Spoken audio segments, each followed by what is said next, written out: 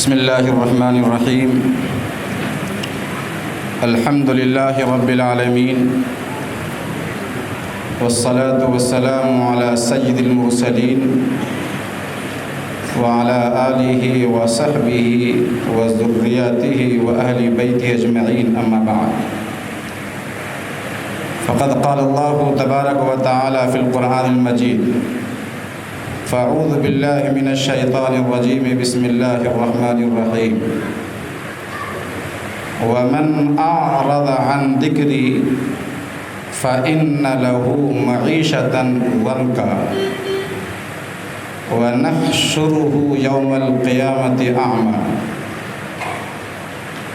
وقال النبي صلى الله عليه وسلم تركت فيكم أمرين لن تضلوا ما تمسكتم بهما كتاب الله وسنة رسوله أو كما قال عليه الصلاة والسلام۔ ملت اسلامیہ کے بے لوث قائد، شہنشاہ خطابت جناب مولانا حامد محمد خان صاحب، امیر حلقہ تلنگانہ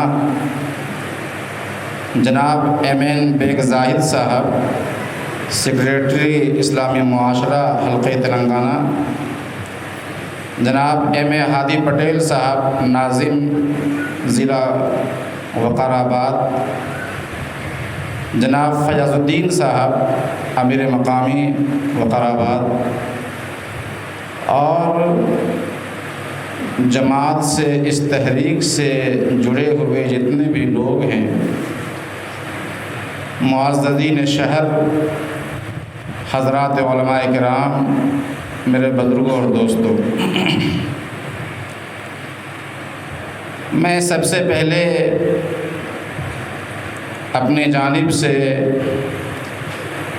اور پوری قوم کی جانب سے ریاستی اور مرکزی سطح پر جماعت اسلامی ہند کے جو ذمہ داران ہیں ان کو مبارکباد بھی دیتا ہوں اور ان کا شکریہ ادا کرتا ہوں، شکر گزار ہوں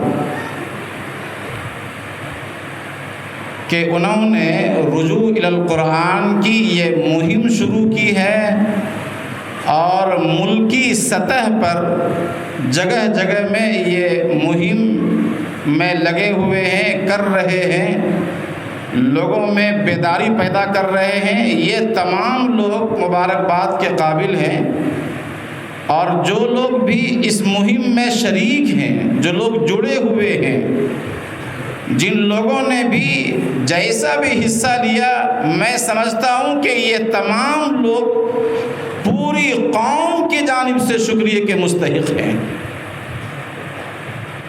یہ مہم اس وقت شروع کی گئی ہے جبکہ انسانیت سسک رہی ہے، مسلمان نا امیدی کی زندگی، مایوسی کی زندگی گزار رہے ہیں، وہ مخلص قیادت کے انتظار میں ہیں، انہیں ایسا محسوس ہو رہا ہے کہ ہمارا دستگیری کرنے والا کوئی نہیں رہا، ہمارا کوئی قائد نہیں رہا، ہمارا کوئی سہارا نہیں رہا۔ ایسے وقت میں ان لوگوں نے یہ کام شروع کر کے، یہ مہم چھیڑ کر کے گویا مسلمانوں کو اپنا بھولا ہوا سبق یاد دلا رہے ہیں، اور انہیں کہہ رہے ہیں کہ حالات سے گھبراؤ نہیں، جن کے پاس قرآن ہوتا ہے وہ گھبراتا نہیں ہے، وہ ڈرتا نہیں ہے، وہ مایوس نہیں ہوا کرتا ہے، وہ گھبراتا نہیں ہے۔ حالات تو آتے رہتے ہیں، پہلی قوم پر بھی حالات آئے تھے، اس سے زیادہ بھی حالات آئے تھے، وہ تو آریوں سے چیر دیے گئے، لیکن رب کعبہ کی قسم ان کا ایمان ان کے سینے سے دنیا کی کوئی طاقت نہیں چھین سکی ہے۔ یہ تو معمولی، تمہارے لیے معمولی یہ حالات ہیں۔ کبھی انسان ڈرتا نہیں ہے، جن کے پاس قرآن ہے وہ ڈرتا نہیں ہے، سہمتا نہیں ہے، خوف نہیں کھاتا، کانپتا نہیں ہے، لرزتا نہیں ہے۔ جماعت اسلامی ہند کا یہ امتیاز ہے کہ کسی مسلک اور جماعت کو چھیڑے بغیر یہ لوگوں میں بیداری پیدا کرنے کا کام کرتی ہے. تعلیمی اعتبار سے، سیاسی اعتبار سے، معاشرتی اعتبار سے، قرآنی اعتبار سے مختلف انداز سے یہ جماعت کام کرتی ہے اور کسی مسلک سے اس کا کوئی تعلق نہیں ہے. کبھی آپ نے نہیں سنا ہوگا نہ دیکھا ہوگا کہ اس جماعت اسلامی ہند کے پلیٹ فارم سے کسی مسلک کی تبلیغ کی جاتی ہو.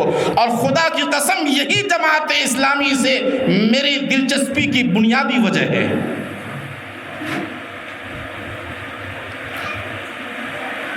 آپ کو قرآن کی طرف پلٹیں، آپ رجوع کریں قرآن کی طرف. ترجمہ آپ کو جس کا اچھا لگتا ہے آپ پڑھیں. قرآن کا جو ترجمہ آپ جن اکابر کا ترجمہ پڑھنا چاہیں، جن مترجمین کا پڑھنا چاہیں آپ پڑھیں ان کا ترجمہ، ان کی کتابیں آپ پڑھیں. یہ لوگ، اس سے جڑے ہوئے لوگ مسجدوں تک لا کر کے، ابھار کر کے، اسلام پیدا کر کے انہیں مسجدوں تک لا کے چھوڑ دیتے ہیں اور یہ کہتے ہیں کہ یہ دروازہ ہے مسجد کا، اندر جاؤ اور نماز پڑھو. نماز میں چاہے تم اپنا ہاتھ سینے پہ باندھو یا ناف کے نیچے باندھو، اس سے کوئی بحث نہیں ہے. آمین بلند آواز سے کہو یا آہستہ کہو، اس سے کوئی مطلب نہیں ہے. آج اس کی سخت ضرورت ہے. جنگ حنین میں صحابہ کرام بکھر گئے تھے. ایک وقت آیا تھا بکھر گئے تھے، منتشر ہو گئے تھے. امام الانبیاء علیہ السلام نے چچا حضرت عباس سے فرمایا کہ کہاں ہیں وہ اصحاب سمرہ؟ بلاؤ ان لوگوں کو جنہوں نے بیعت رضوان کیا تھا اور انہوں نے جھاڑ کے نیچے بیٹھ کر مجھ سے انہوں نے زندگی دینے کا وعدہ کیا تھا، لڑنے کا وعدہ کیا تھا. جنت کے بدلے انہوں نے اپنے آپ کو کھپانے کا وعدہ کیا تھا. بلاؤ کہاں ہیں؟ حضرت عباس بلند آواز والے تھے. جب انہوں نے آواز لگائی، ابو داؤد شریف کی روایت ہے کہ اطفت البقر علی اولادیہا، جس طرح گائیں پلٹتی ہیں بے چین ہو کر کے، بے قرار ہو کر کے، اپنی اولاد کی طرف محبت میں، جذبات میں آ کر کے. راوی کا کہنا ہے کہ اسی طرح یہ صحابہ کرام نے جیسے حضور کا پیغام سنا، یہ بکھرے ہوئے تمام صحابہ کرام جو چل رہے تھے ان کا پاؤں وہی رک گیا. پلٹے وہ لوگ اور سل تلوار لے کر کے ایک نئے عزم کے ساتھ، نئے حوصلے کے ساتھ جو لڑنا شروع کیا. وہ امرہم مدبرا، راوی کہتا ہے کہ پانسا پلٹ گیا اور اللہ تعالیٰ نے شکست کو فتح میں تبدیل کر دیا. خدا کرے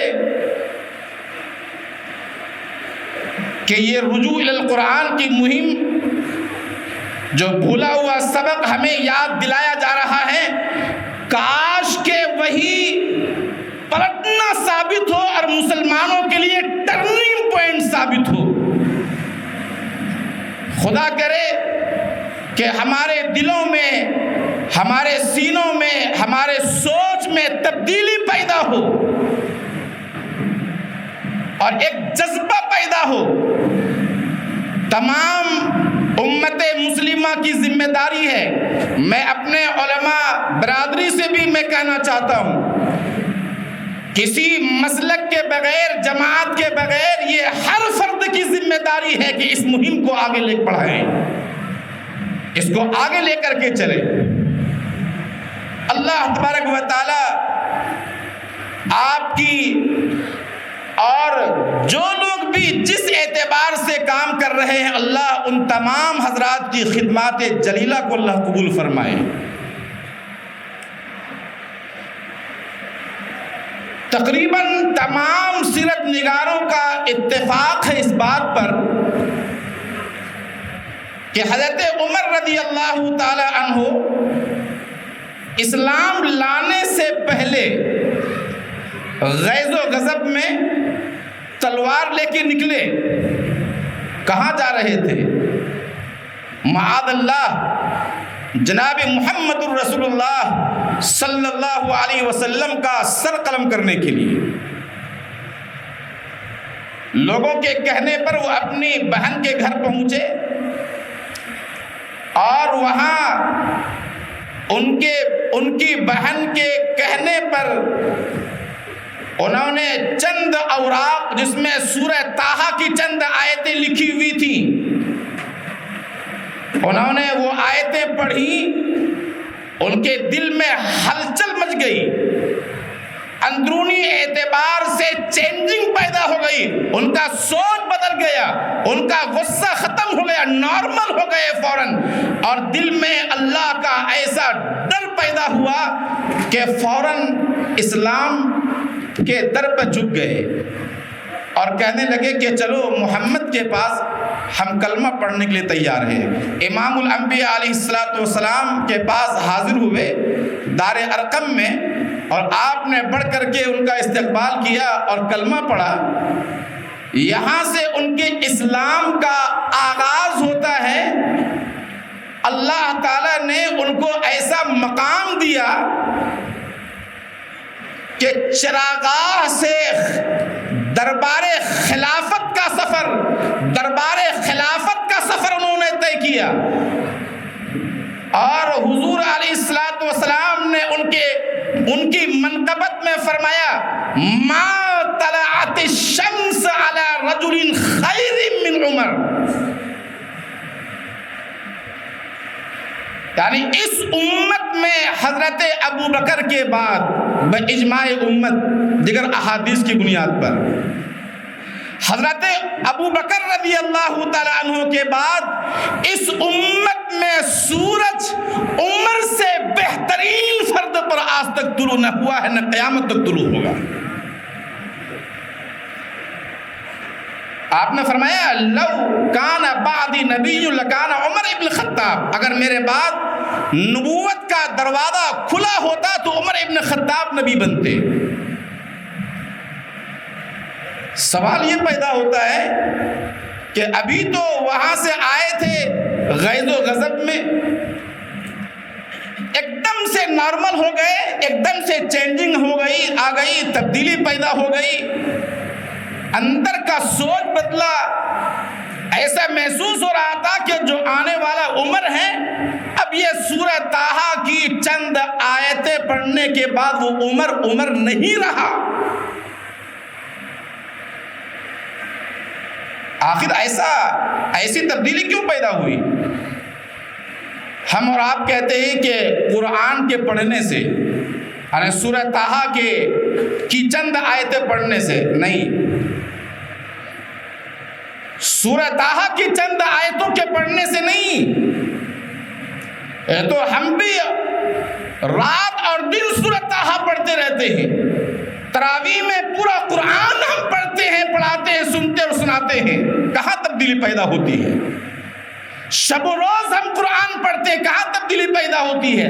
قرآن پڑھنے سے نہیں، قرآن فہمی سے ان کے اندر چینجنگ پیدا ہوئی ہے، قرآن سمجھ کر پڑھنے سے ان کے اندر تبدیلی پیدا ہوئی ہے، ان کا سوچ بدلا، انقلاب برپا اگر ہوا تو قرآن کے سمجھنے کی بنیاد پہ اہل زبان تھے، فصاحت سے واقف تھے، بلاغت سے واقف تھے، عربیت کو جانتے تھے، لہذا سورہ طٰہٰ کی چند آیتیں پڑھی، سمجھ کر انہوں نے پڑھی ہے، ان کے اندر جا کر کے انہوں نے پڑھا، ان کے مفہوم کو سمجھا، ان کے مطلب کو سمجھا، ان میں خشیت الہی پیدا ہوئی، اللہ کا ڈر پیدا ہوا، اللہ کا ایسا خوف پیدا ہوا کہ آنے والا عمر نہیں رہا، بلکہ لو کان بعدی نبی لکان عمر، اللہ تعالیٰ نے اسے بنا دیا ہے۔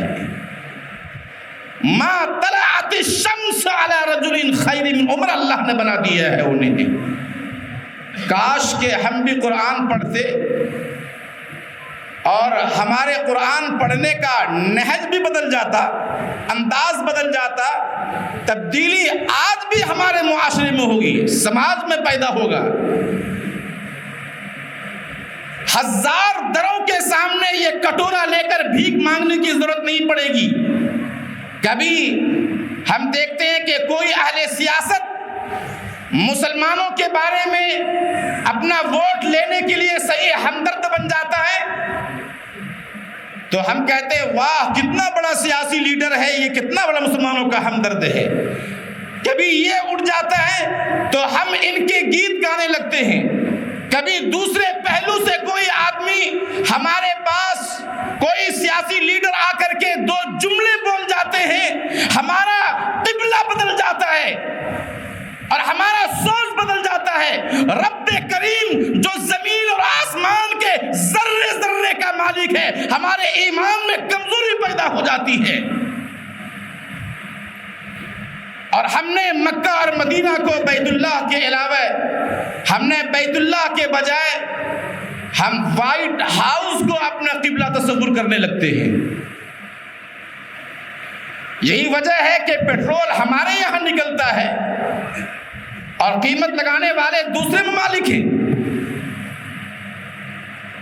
ان کے مرضی کے بغیر ہم پیٹرول نہیں بیچ سکتے۔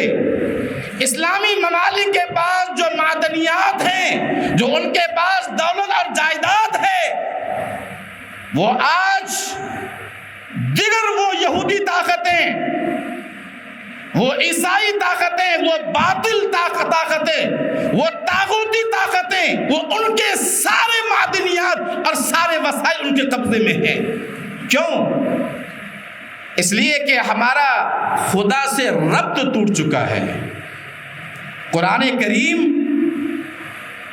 کریم جو انسان کو، بندوں کو رب سے ملاتا ہے، وہ قرآن ہمیں پڑھنا نہیں آتا ہے۔ ہماری زندگیاں بیت گئی، ہمیں درود پڑھنا نہیں آتا۔ 60 سال سے زیادہ کا عرصہ گزر گیا، سورہ فاتحہ میں پڑھنا نہیں آتا ہے۔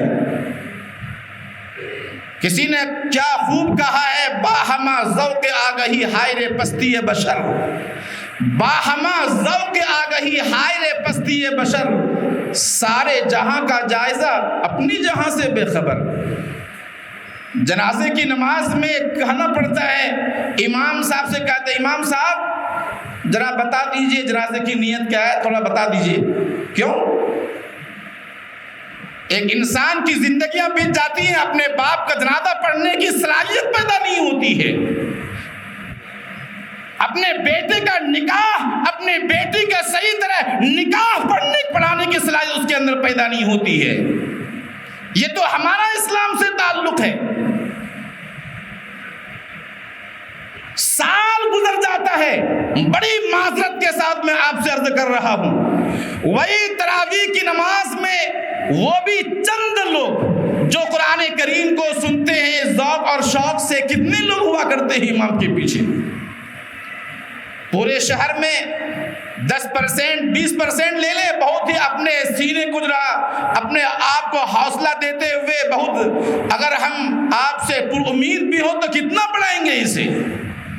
اور وہی تراویح کی نماز کے بعد جب رمضان ختم ہوتا ہے تو پھر رمضان کے چاند کا انتظار کیا جاتا ہے تاکہ پھر اس کے بعد قرآن شریف کا آغاز ہوگا۔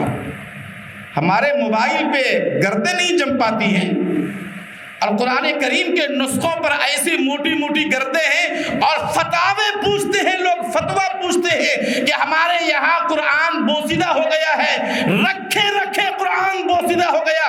مفتی صاحب ہم اس قرآن کو جلا دیں یا ہم اسے کیا کریں؟ آپ کے مدرسے میں کوئی جگہ ہے تو یہاں سے اٹھا کر کے لے جائیں۔ بہت ہی مشہور بات ہے نا کہ ایک اسکول میں ایک لائبریری قائم ہوئی، لائبریری،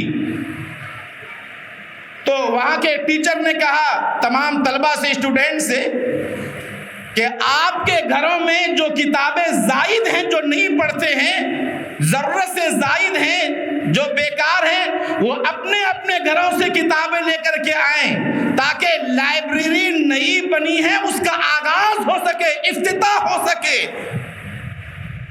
کل صبح سویرے جب طلبہ آئے اپنے بیگ میں لے کر کے کون سی کتاب لے کر کے آئے تھے؟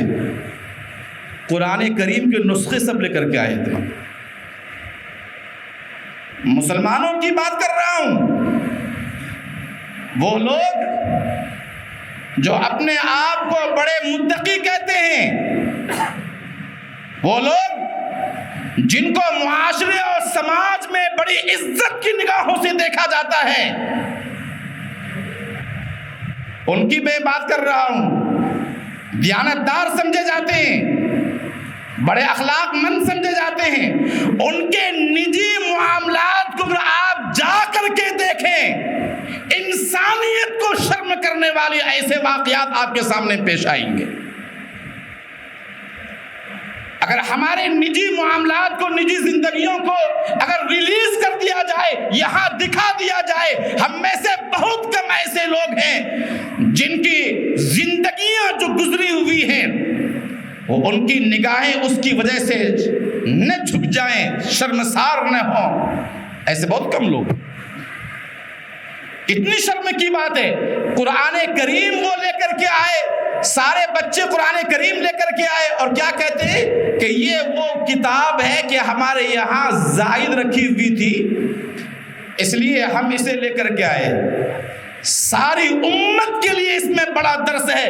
رجوع الی القرآن کی مہم اسی لیے شروع کی گئی ہے، اسی لیے یہ مہم چھڑی گئی ہے۔ 1500 کتاب کے مصنف مولانا اشرف علی تھانوی رحمۃ اللہ علیہ نے لکھا ہے، ایک جگہ پہ فرماتے ہیں کہ گلابی تقویٰ مت پیدا کرو اپنے اندر، گلابی تقویٰ، حقیقی تقویٰ پیدا کرو تب کامیاب ہوگے۔ گلابی تقویٰ کیا ہے؟ انہوں نے سمجھایا، گلابی تقویٰ یہ ہے کہ آج جس طرح کتا جب پیشاب کرتا ہے تو اپنی ٹانگیں اٹھا کر پیشاب کرتا ہے، اس سے، اور جب کھانے کی باری آتی ہے پاکی ناپاکی کچھ بھی نہیں دیکھتا، اپنی ٹانگ تو انہوں نے پیشاب سے بچایا لیکن اپنی زبان کو نہیں بچایا، وہ اسی میں خوش ہے۔ مولانا لکھتے ہیں کہ آج بھی ہمارے مسلمانوں کا یہی حال ہے، وہ چند ذکر و اذکار کر کے وہ خوش فہمی میں مبتلا ہے کہ میں متقی ہو گیا ہوں، چاہے ان کے گھر میں ننگا ناچ ہو رہا ہو، چاہے ان کے گھر میں، ان کے یہاں ہونے والی شادی میں ایک ولیمہ کی سنت ادا کرنے میں 10-10 لاکھ روپے خرچ کیے جاتے ہوں، ان کے یہاں چاہے قرآن نہ پڑھا جاتا ہو، ان کے یہاں چاہے نجی معاملات اسلام کے خلاف ہوں، لیکن وہ یہ سمجھتے ہیں کہ یہ ہم ذکر کر رہے ہیں، ہم نے داڑھی بڑھا لی ہے، ہم نے امامہ مان لیا ہے، وہ یہ سمجھتے ہیں کہ ہم متقی بن گئے۔ حالانکہ تقویٰ جس طرح اس کا ہوتا ہے ویسی زبان کا بھی تقویٰ کی غیبت نہ کی جائے، پیٹ کا تقویٰ ہے کہ حرام مال نہ کھایا جائے، نگاہ کا تقویٰ ہے کہ کسی پر نگاہ بد نہ ڈالی جائے، کسی کی طرف اپنے آپ کو ظلم کی نگاہ سے کسی کو نہ دیکھیں، یہ بھی تقویٰ ہے۔ جب تک ایک انسان ان تمام چیزوں کے ساتھ قرآن کے دیے ہوئے سانچے کی طرف اور نظام حیات کی طرف کوئی آدمی نہیں پلٹے گا، خدائے پاک کی قسم، جنید بغدادی سے، خواجہ اجمیری سے اگر ساری سرزمین بھی بھر جائے انقلاب پیدا نہیں ہو سکتا ہے۔ ہم لاکھ گالیاں دیں حکمرانوں کو، ہم لاکھ کہیں، قرآن کریم کہتا ہے وَمَنْ أَعْرَضَ عَنْ ذِكْرِي فَإِنَّ لَهُ مَعِيشَةً ضَنْكًا، اگر تم میرے قرآن سے، میرے ذکر سے، میرے نصیحت سے اعراض کرو گے تمہیں کوئی اور راستہ نہیں ملے گا۔ تم یہ سمجھتے ہو کہ وہاں گئے اس لیڈر کے پاس تو عزت مل جائے گی، تم یہ سمجھتے ہو کہ فلاں مندر میں جا کر کے سجدہ کر لیا عزت مل جائے گی، تم یہ سمجھتے ہو کہ فلاں لیڈر کے پاس جا کر کے مسلمانوں کے خلاف ماڈرن بن کر کے 2-4 لفظ بول کر کے عزت تم لوٹنا چاہتے ہو، میری جلالت کی قسم تمہیں دنیا کی کوئی طاقت عزت نہیں دے سکے گی۔ عزت ہے مسجدوں میں، عزت ہے نمازوں میں، عزت ہے قرآن کی تلاوت میں، عزت ہے قرآن کے پڑھنے اور پڑھانے نظام حیات میں عزت ہے اسلام کے سسٹم میں عزت ہے۔ اگر تم یہ چاہتے ہو اطمینان کی زندگی ہم گزاریں تو تمہارے لیے تمہاری ذمہ داری ہے، پہلا فریضہ ہے کہ لوٹو قرآن کی طرف، پلٹو قرآن کی طرف۔ اگر تم نہیں کرتے ہو ایسا فَإِنَّ لَهُ مَعِيشَةً ضَنْكَ، ہم اسے ایسی زندگی دیں گے جو زندگی بے قرار زندگی ہوگی، بے سکون کی زندگی ہوگی، اطمینان کی کیفیت نہیں ہوگی۔ ان کے پاس دولت اور جائیداد کا انبار ہوگا، ان کے پاس 10 منزلہ کی بلڈنگیں ہوں گی، ان کے پاس کاریں ہوں گی، لیکن ان کو اندرونی سکون انہیں محسوس نہیں ہوگا۔ جب کہیں جائیں گے تو ڈرائیور سے کہیں گے ذرا پہلے سب سے پہلے دوائیوں کی بیگ تو رکھ لو کم سے کم۔ گھر میں بھی جب نکلتے ہیں تو کیا کہتے ہیں بچے سب، ابو آپ نے دوائی لے لی؟ یہ کیا ہے؟ دوائیوں کے ڈبے لے کر چلتے ہیں۔ کیوں؟ اس لیے کہ قرآن کریم سے ہمارا تعلق ختم ہو چکا ہے۔ وَمَنْ أَعْرَضَ عَنْ ذِكْرِي فَإِنَّ لَهُ مَعِيشَةً ضَنْكَ۔ قرآن کریم سے تعلق ختم ہونے کا مطلب صرف تلاوت نہیں ہے، قرآن کو سمجھنا ہے، قرآن پر عمل کرنا ہے، اور قرآن کی ان تعلیمات کو جہاں تک آپ کی آواز پہنچ سکے وہاں تک پہنچانا، یہ قرآن پر تعلق کی بات ہے۔ بے اطمینانی کی زندگی کا مطلب ہوا اگر تم قرآن کی طرف نہیں پلٹے تو حالات آئیں گے جو حالات آ رہے ہیں، بین اقوامی حالات جو مسلمانوں کے ساتھ ہیں، عالمی حالات جو مسلمانوں کے ساتھ ہیں، ملکی حالات جو مسلمانوں کے ساتھ ہیں، چاہے وہ مدارس کا سروے ہو، مکاتب کا سروے ہو، چاہے حجاب پر پردہ لگایا جائے، اذان پر پردہ لگایا جائے، چاہے جس اعتبار سے تنگ کیا جائے، مسلمان یہ خواہ ہزار یہ سمجھ رہے ہوں کہ حالات بہتر ہے، خدائے پاک کی قسم اگر مسلمان نہیں پلٹے قرآن کی طرف، اپنے اولاد کی نسلوں کے ایمان کی حفاظت دشوار ہو جائے گا۔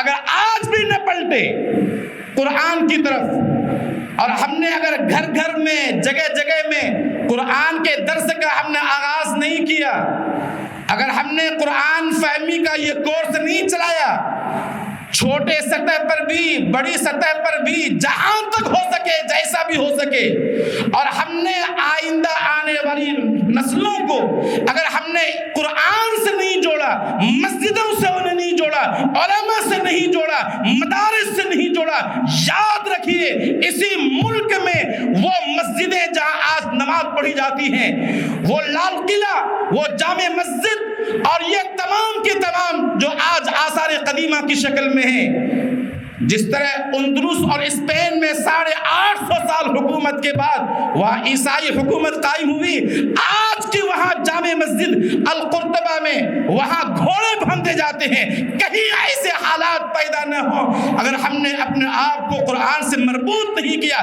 یہاں بھی وہی حالات دہرائے جائیں۔ تیرے ضمیر پہ جب تک نہ ہو نزول کتاب، تیرے ضمیر پہ جب تک نہ ہو نزول کتاب، گرہ کشا ہے نہ رازی نہ صاحب کشاف۔ تمہارا تعلق جب تک خدا سے قائم نہیں ہوگا، قرآن پڑھیں۔ امام الانبیاء علیہ السلام نے فرمایا 2 چیزیں چھوڑ کے جا رہا ہوں، ایک قرآن، دوسری سنت، انہیں اچھی طرح تھام کے رکھو۔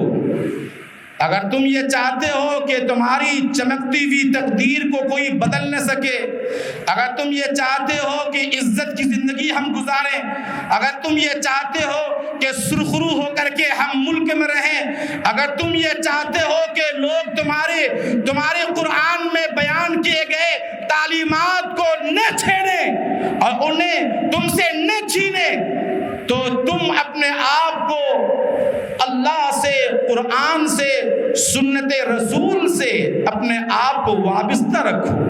اگر تم قرآن پڑھو گے تو قرآن پڑھنے کی برکت سے اللہ تعالیٰ قیامت میں اسے شفاعت کرنے والا بنائے گا. اقرأوا القرآن فإنه يأتي يوم القيامة شفيعا لأصحابه. قرآن جو پڑھتا ہے اللہ تبارک و تعالیٰ قرآن کو قرآن پڑھنے والوں کے لیے سفارشی بنا کر کے اللہ قیامت میں اٹھائے گا. قرآن پڑھنے سے مراد قرآن پڑھنا بھی ہے اور سمجھنا بھی ہے. ہمیں چاہے جو بھی ترجمہ پسند ہو، چاہے جس عالم دین کا بھی ترجمہ پسند ہو، قرآن مسئلہ یہ ہے کہ آج قرآن پڑھنے کا ٹائم کیا ہمارے پاس چراؤں پہ نوجوانوں کو ہمارے نوجوانوں کو چراؤں پہ بیٹھ کے ٹائم گزارنے کا ان کے پاس ہے. ان کے پاس ٹائم گزارنے کے لیے بہت وقت ہے. ان کے بعد ہوٹلوں میں بیٹھ کر کے گھنٹوں گزارتے ہیں، یہاں تک کہ ہوٹل والے کہتے ہیں کہ ذرا بھائی خالی کر دو، دوسرے گراہک آنے والے ہیں. کیا کر رہے ہیں؟ اگر ہمارے موبائل میں اگر ڈیٹا ختم ہو جائے، اگر بیلنس ختم ہو جائے، نیٹ ختم ہو جائے، پریشان ہو جاتے ہیں. قرآن نے پڑھے سال بھر تو ہم پریشان نہیں ہوتے. قرآن پڑھے، قرآن کی طرف رجوع کرے، قرآن کی تلاوت چاند کے حساب سے روزانہ 1 پارہ پڑھنے کا ہم اہتمام کریں. چاند کے حساب سے یعنی آج 1 تاریخ ہے مان لیا جائے تو آج 1 پارہ پہلا پارہ، کل 2 تاریخ ہے دوسرا پارہ. اس طرح اگر ہم پڑھتے رہیں، وہ لوگ جو قرآن کے حافظ نہیں ہیں ان کے لیے، جو حافظ ہیں ان کے لیے 3 پارے ہیں کم سے کم قرآن کو یاد رکھنے کے لیے. تو اس طرح ہمیں عربی کی تاریخ بھی یاد ہوگی اور قرآن کا جو بھی ترجمہ ہم چاہے ہمارے پاس ہوں ہم انہیں سمجھیں، انہیں پڑھیں. یہ ترجمے اسی لیے کیے گئے ہیں تاکہ ہم قرآن کو سمجھیں، اور یہ تأثر دینا کہ جو قرآن کا ترجمہ پڑھے گا وہ گمراہ ہو جائے گا، یا قرآن جو پڑھے گا قرآن کا درس دے گا، قرآن ہمارے سمجھنے کے لائق کتاب نہیں ہے، وہ ہمارے سمجھ سے اوپر کی چیز ہے، یہ تصور غلط ہے. بلکہ اس تصور کو بدلنے کی ضرورت ہے. یہ سازش کا ایک حصہ ہے.